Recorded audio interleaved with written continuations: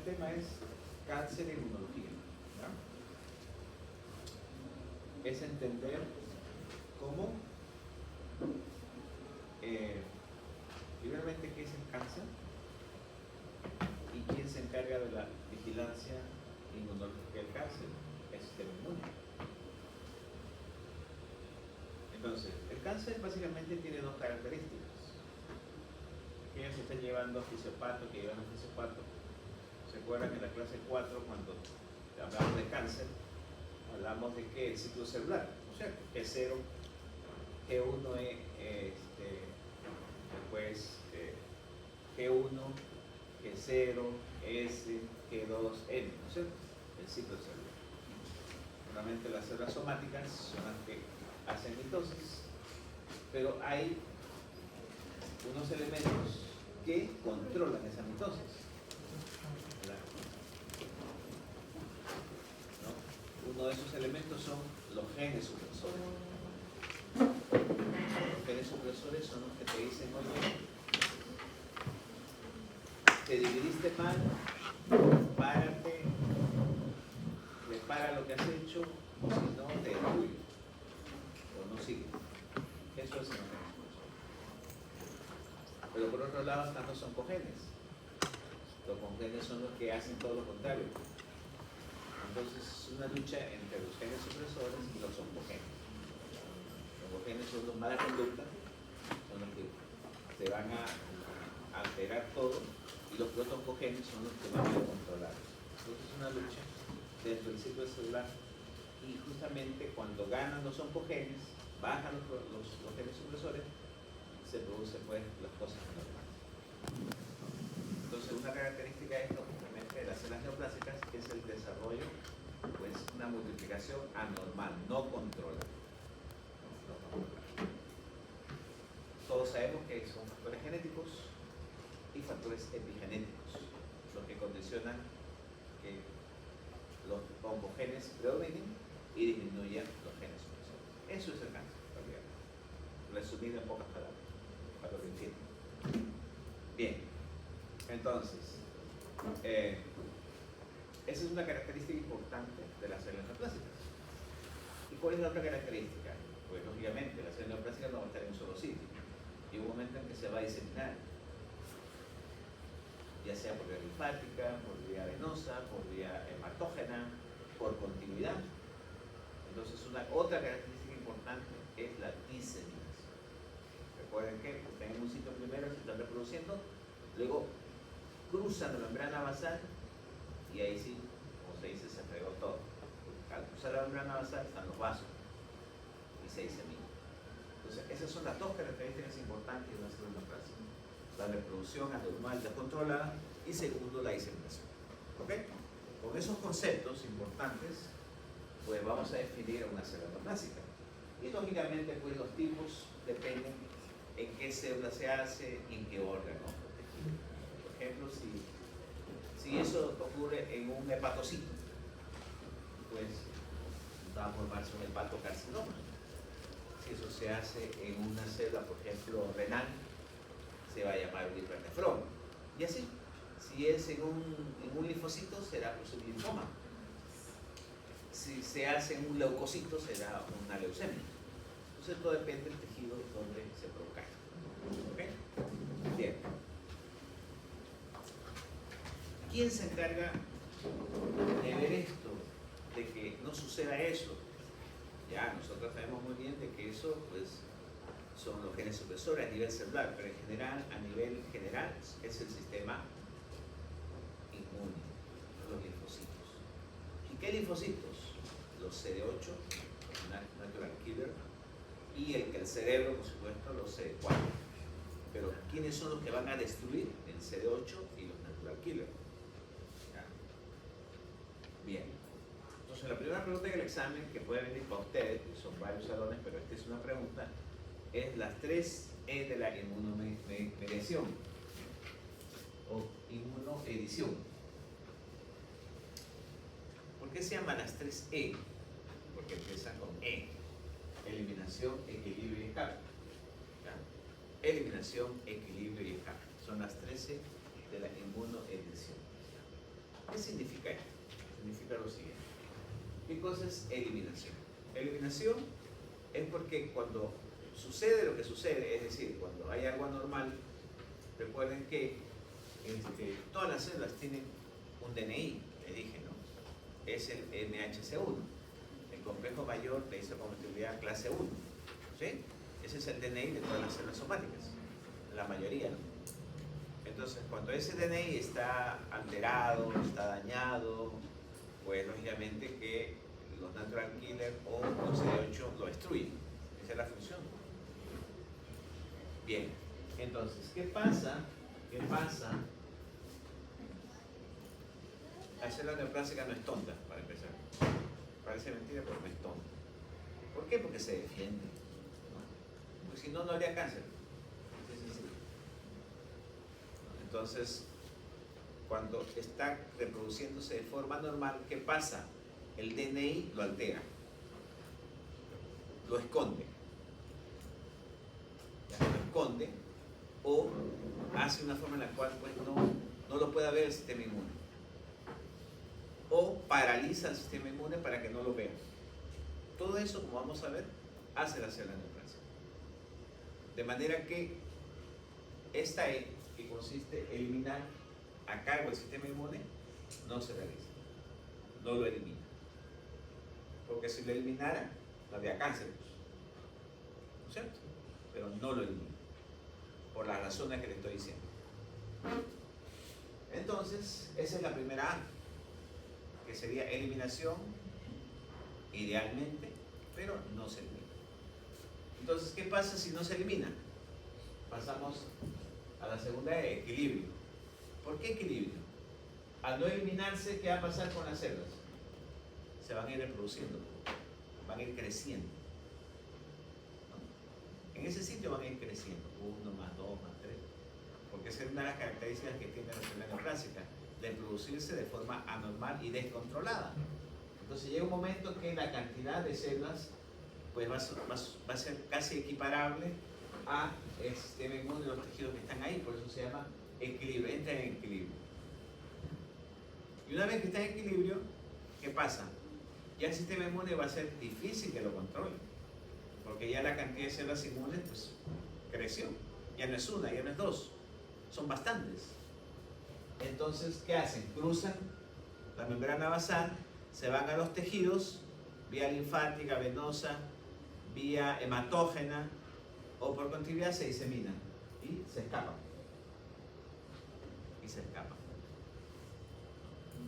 ¿Se entendió? Escape es cuando se pasa la membrana basal y entra a los Se disemina, ese es la metástasis. O sea, lo podemos hacer como metástasis. Sí, pero te estoy diciendo que tienes que poner escape, no no, claro, pero claro. como definición A eso se refiere. Pero esa es la 3E: eliminación, equilibrio y escape. ¿Ya? Bien.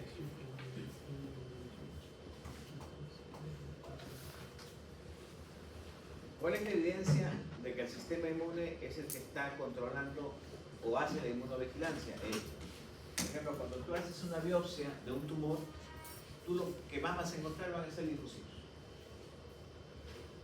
En todo tumor hay linfocitos. Recuerda que tú tienes una tumoración, haces biopsia, la ves, ¿no? Y ves linfocitos por cantidad. En todos los tumores. ¿Qué significa? O sea, porque los linfocitos están tratando de vigilar, pero no pueden cumplir la función por todo lo que estamos explicando. Luego, experimental. Cuando tú, por ejemplo, es lo que pasa en un trasplante. Tú pasas un tejido a otro, ¿qué es lo que aparece y le haces una biopsia? Linfocitos. ¿Qué significa? Que el linfocito está yendo a ver, pues, que eso, si es extraño o no es extraño, se te responde. Y finalmente, en un paciente inmunosuprimido, si crece un tumor, pues, si está inmunosuprimido, el tumor se va a diseminar terriblemente porque no hay nadie que lo controle. No hay. Entonces, ¿cuál es la conclusión de todo esto? ¿Quién hace la inmunovigilancia del crecimiento del tumor? Esa es la conclusión de todo esto. Bien. Ahora, normalmente el sistema inmune debe reconocer a las células neoplásicas. Debe reconocer. ¿No? ¿Por qué? Porque las células neoplásicas, por ejemplo, esta es la célula neoplásica, este es el linfocito, pues reconoce, por ejemplo, los antígenos que tiene. Los antígenos son tumorales, no son normales, son anormales. Entonces lo reconoce como anormal y lo destruye. Segundo, estas células tumorales secretan sus productos, sus sustancias, ¿no? Y todo eso está dentro de la célula tumoral, ¿no? Entonces eso también es reconocido como anormal. Luego, estos productos se empiezan a expresar a nivel de las células tumorales como algo anormal, son reconocidos como anormal, lo destruyen. Y hemos visto cómo ciertos virus son oncogénicos y esos virus, por ejemplo, que empiezan a alterar a esas células tumorales, por ejemplo, el virus del papiloma. Papiloma, hay unos serotipos que son oncogénicos, cáncer de cuello uterino, el 6, el 8, el 18. Entonces, son reconocidos como anormales y van a ser destruidos. O sea, el sistema inmune tiene todos los medios para destruir a las células neoplásicas. Pero si esto funcionaría bien, pues no habría cáncer. Pero ¿qué pasa? En la práctica no es así. En la práctica pasa esto. ¿Qué pasa? Cada célula tumoral, todas las células tumorales, sean neoplásicas, malignas, no funcionan igual, ojo. Por eso que unas responden mejor, otras responden peor, unas son más agresivas, más peligrosas, unos no tienen tratamiento tan fácil. ¿Por qué? Porque, por ejemplo, unas no expresan sus antígenos. Al no expresar sus antígenos, no puede ser detectada por la célula. La engañan, ¿no? Otras las esconden. Al esconderlas, no lo detectan. Y otras secretan sustancias que inactivan al linfocito para que pueda actuar. Sustancias por el mismo tumor. Entonces son las formas en las cuales la célula tumoral evade el sistema inmune. Eso es lo real. Eso. Entonces, todo esto lleva a lo que les expliqué. Deberían ser eliminadas, pero no son eliminadas. Al no ser eliminadas por todas las razones, entran en equilibrio y luego se diseminan. Por eso es la triple E. Bien. El segundo punto es trasplante. Cuando hablamos de trasplante, hay dos cosas. Un donador, el que da, y un receptor, el que recibe. ¿No? Por ejemplo, yo voy a dar un riñón, yo soy el donador. Y hay alguien que va a recepcionar el riñón, al receptor, que va a tener el riñón, sea el receptor. Siempre hay un donador y un receptor. Entonces, en base a eso, esta es pregunta de examen. ¿Qué es un autólogo? ¿Qué es un isogénico? ¿Qué es un halogénico? ¿Y qué es un xenogénico? Para que no la aprendan de memoria, vamos a razonar un poquito. Autólogo. Este es un ejemplo de autólogo. Autólogo es la misma persona, el mismo individuo, la misma especie. Por ejemplo, yo me trasplanto, por ejemplo, saco un pedazo de tejido del brazo y me lo pongo pues en la espalda. Eso es autólogo. La misma persona, el mismo individuo, la misma especie. ¿Va a pegar? Sí, va a pegar. Yo soy el mismo. O sea, los antígenos son los mismos. No hay rechazo. ¿Sí? ¿Ah? Entonces, ese es autólogo. Ahí está. En el individuo. Isogénico. Isogénico es este. Son los gemelos. ¿Ya? son los gemelos. ¿Qué significa? ¿Son la misma especie? Sí, son la misma especie. Genéticamente iguales, pero son lógicamente que individuos diferentes. Son individuos diferentes, pero genéticamente iguales, porque son gemelos. Esa es la característica. ¿Va a pegar un riñón con otro gemelo un riñón? Lo más probable es que va a pegar, es decir, no lo va a rechazar. Halogénico. Misma especie, en este caso, por ejemplo, humano. Genéticamente diferentes, porque son individuos diferentes. ¿No? Por ejemplo, tu compañera le pasa un riñón a tu otra compañera. Son la misma especie, humanos, pero son individuos diferentes y genéticamente diferentes. ¿Va a pegar? Probablemente no peguen. O sea, porque genes diferentes, antígenos diferentes. ¿No? Para un trasplante uno siempre busca un banco a nivel mundial donde están los que más o menos se parecen. Porque no sería fácil el trasplante. Y finalmente, pues, el xenogénico. Especie diferente. Ya al ser especie diferente, pues de un perro, pues sacamos un riñón para pasarlo a un humano, ¿no? Especie diferente.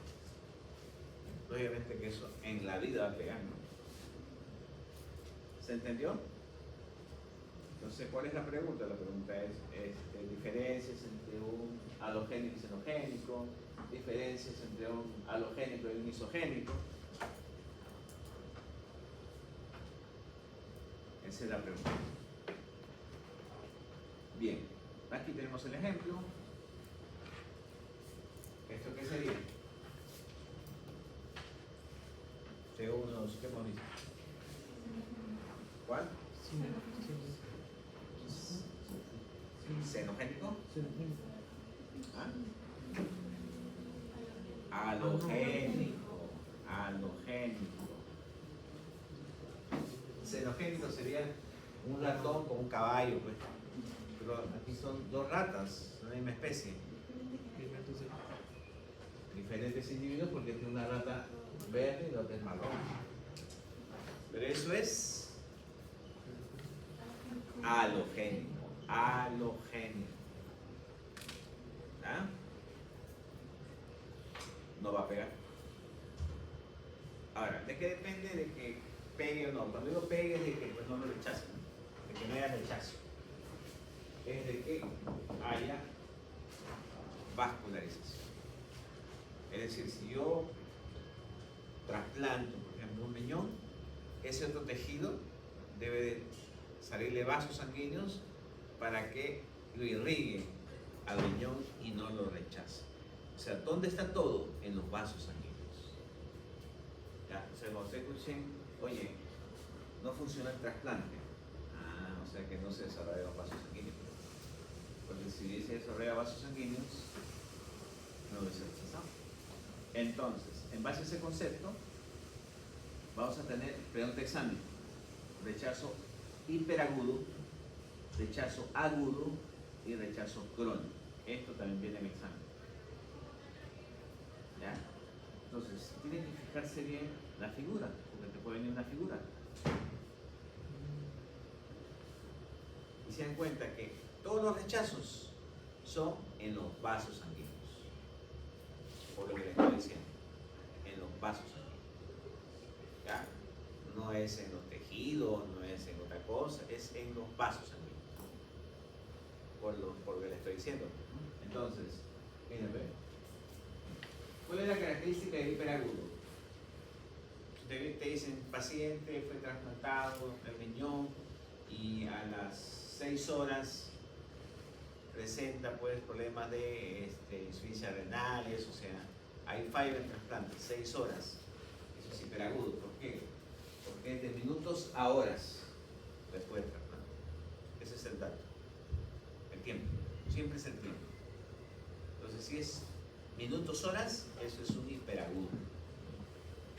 ¿Ya? ¿Cuál es el otro dato? de que es por anticuerpos. IgM, IgG. Anticuerpos. Y aquí están los anticuerpos. ¿Ya? Los anticuerpos. Entonces, ¿qué cosas hacen los anticuerpos? Producen procesos inflamatorios dentro del vaso. Activación del complemento, daño endotelial, inflamación, trombosis. ¿Ya? Entonces, se daña el vaso sanguíneo, no hay irrigación, rechazo. Entonces, anticuerpos, minutos, prácticamente pues daño inflamatorio en el vaso.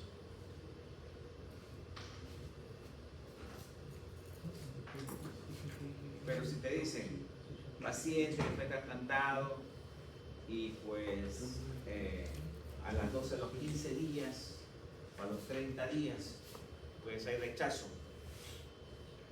Eso es agudo. Una semana después del trasplante. Una semana después. Y aquí, ¿quién es el responsable? Los CD8. Usted ve un CD8, un CD4 por ahí, pero principalmente el CD8, pues, y aquí están los CD8, ahí, los CD8, pues van a construir un proceso dentro del vaso sanguíneo. Pero ¿cómo se llama ese proceso que produce el CD8 dentro del vaso sanguíneo? Ese proceso inflamatorio se llama endotelialitis. Endotelialitis. O sea, la endotelialitis es del rechazo agudo. Igual, el vaso sanguíneo es el que se inflama, se cierra, se tapa, porque te estoy diciendo que todo el problema es en el vaso sanguíneo. Pero dijo que el rechazo agudo era a los minutos, no Minutos u horas. Prácticamente es menos de una semana. Porque más de una semana es el agudo. Hasta menos de 6 meses. Más de 6 meses es el crónico.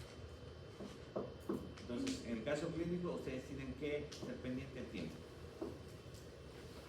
Y de las características particulares que les estoy diciendo, la diferencia. Yo les estoy diciendo la diferencia. Bien, ¿cuál es el más frecuente? Este. 75% trasplantes renales, 50% trasplantes de hígado. El agudo. De los tres, el más frecuente es el agudo. Y finalmente el hiperagudo, perdón, el crónico. El crónico. Después de los 6 meses. Después de los 6 meses. Pero aquí se dan cuenta de algo. ¿Hay algo en el endotelio? ¿En el crónico? ¿Sí o no? No, pues estoy diciendo que fíjense en la figura. Los anteriores, miren cómo eran. Miren ese endotelio dañado, adentro. Y miren el otro, igual, dañado. En el crónico, ¿hay algo en el endotelio? No. Entonces, ¿dónde está el problema? El problema está en el tejido muscular del vaso. Que la inflamación está ahí y esto se va cerrando hasta que finalmente se cierra. Entonces el proceso inflamatorio es en el vaso. ¿Y dónde está el problema? Es CD4-TH1. CD4-TH1. Recuerden que CD4-TH1, TH2, TH17, ¿no es cierto? En este caso CD4-TH1 y macrófagos. Entonces si te ponen uno de estos así, pues no es ni hiperagudo ni agudo, es crónico porque no hay nada aquí en el endotelio. El problema es aquí.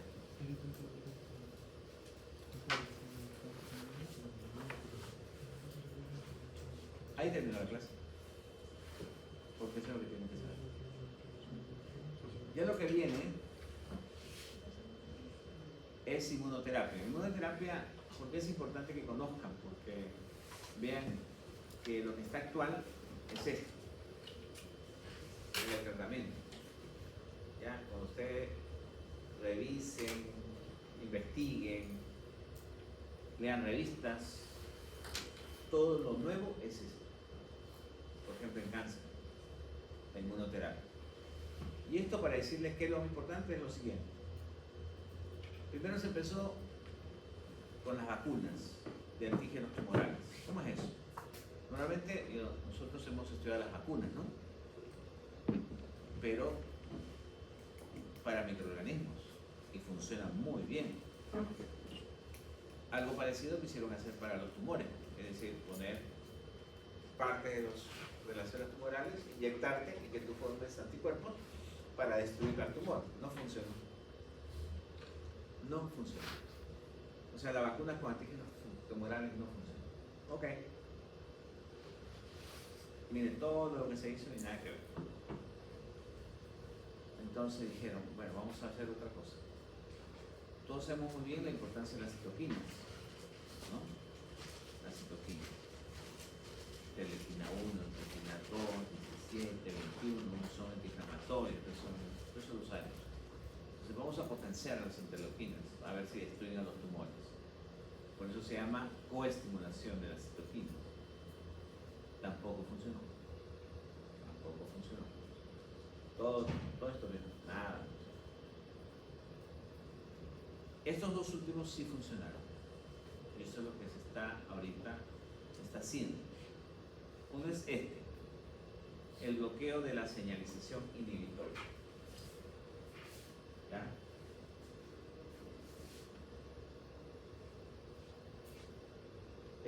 El bloqueo de la señalización inhibitoria. Un concepto un poquito, pero ¿cómo lo van a entender? ¿Qué cosa les dije cuando hablamos ahorita de esto?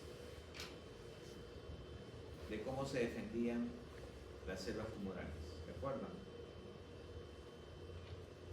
Aquí, esto.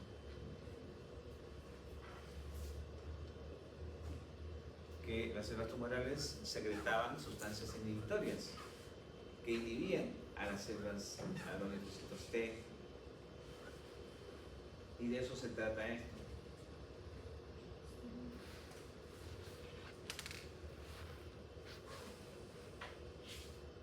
Hay una serie de sustancias inhibidoras. Sustancias inhibidoras. ¿Está lista? ¿Ya? Que son secretadas por los tumores y que inhiben al sistema inmune. Aquí tenemos algunos ejemplos. Uno de ellos es el CTLA4. Otro es el PD1. Otro es el CD47. Entonces, por ejemplo, este anticuerpo es lo que se llama el anticuerpo monoclonal. Ipilimumab. Así se llaman los anticuerpos monoclonales. Son sintéticos. Entonces se descubrió estas sustancias que inhibían el trabajo de los linfocitos. Entonces lo que yo hago es formar un anticuerpo que vaya a bloquear esto.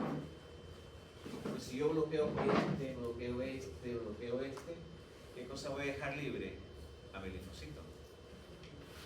¿No? Y ha sido buenísimo. ¿Por qué? Porque ha mejorado la respuesta inmune. Por eso es que se llama bloqueo de la señalización inhibitoria. Estaban bloqueados, ¿no? Entonces yo estoy desbloqueándolos. ¿Ya? Entonces ahí tenemos pues varias. Y uno de los más importantes es el ipilimumab, justamente, que se llama Yervoy. ¿Por qué? Porque se ha usado ahorita en el melanoma, carcinoma urothelial, carcinoma hepatocelular, linfoma de Hodgkin. Miren en qué situación.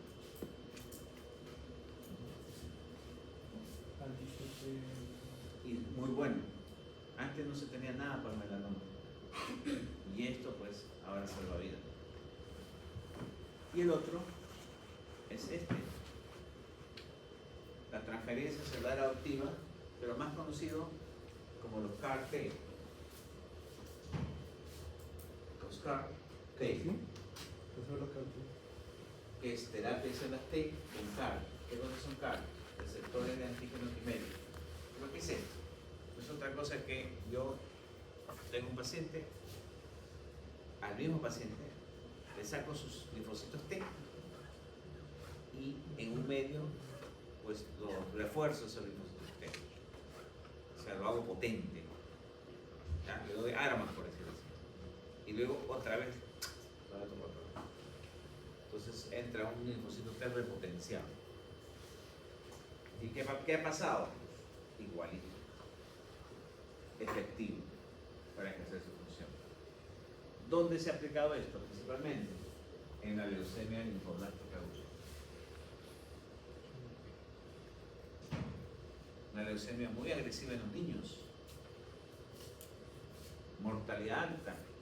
Pero ahora con este tratamiento, los CAR-T, pues ha mejorado la mortalidad.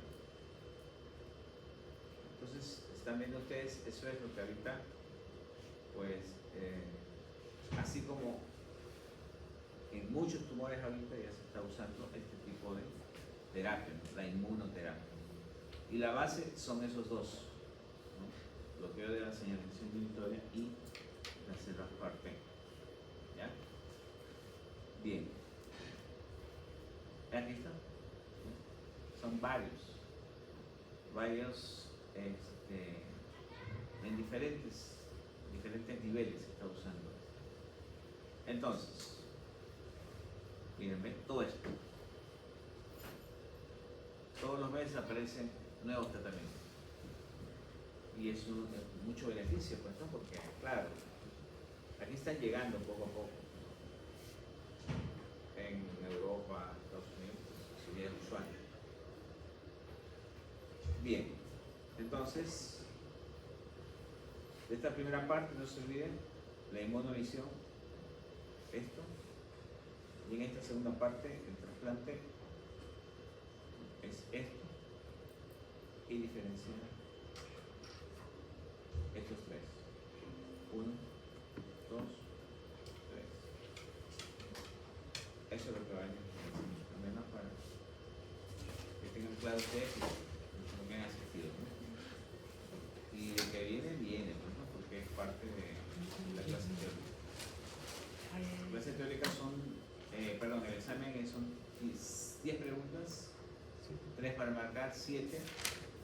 Si me han preguntado de que viene todo, no es que venga todo, viene principalmente la segunda parte, pero viene todo en el sentido de que pues tienen que saber pues, cuáles son las bacterias, cuáles son los virus, las coloraciones, los medios cultivos, que lo deberían de saber, pero no es que te voy a preguntar cosas pues ya de que has llevado, no, principalmente la segunda parte, infección respiratoria baja, infecciones gastrointestinales, hemos visto, infección urinaria, transmisión sexual, infecciones sistémicas, recuerden difteria, recuerden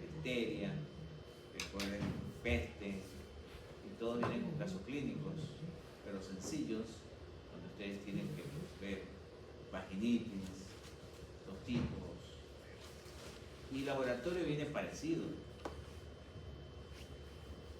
pero todavía se sigue equivocando.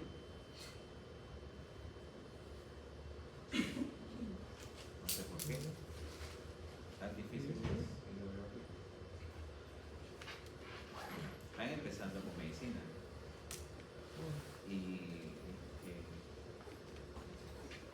ya van a ver, esto lo mismo lo van a aprender después. Pero ahora pues estamos diciendo los puntos para que se focalicen en lo que tienen que, para que sea más sencillo, ¿no? La intención no es ponerle, para nosotros sería fácil. La clase teórica en realidad es un abrebocas para ustedes. Ustedes como estudiantes universitarios, ¿qué cosa que tienen que hacer? Es revisar artículos, revisar temas, textos sobre el tema. Y en la próxima discutir, mire, yo leí tal cosa en una revista, y no, sí, esto es así, discutimos. O sea, porque eso de estudiar el PPT solamente te pregunten, eso no ayuda mucho. En el PPT solamente, escuchen, solamente es una orientación. Una orientación de que cuando tú agarres un libro te orienten de lo más importante. Pero el resto lo estudian ustedes. Ese es el deber ser. Pero bueno, ahorita sabemos muy bien en qué situación están ustedes, sabemos cómo han estado en el primer examen. Y bueno, en el segundo examen va a ser dirigido en base a lo que les hemos estado diciendo sobre los puntos más importantes. Yo voy a hacer el examen de teoría, por eso es que insisto que las preguntas van a ser dirigidas de esa forma. Ok, ¿alguna pregunta?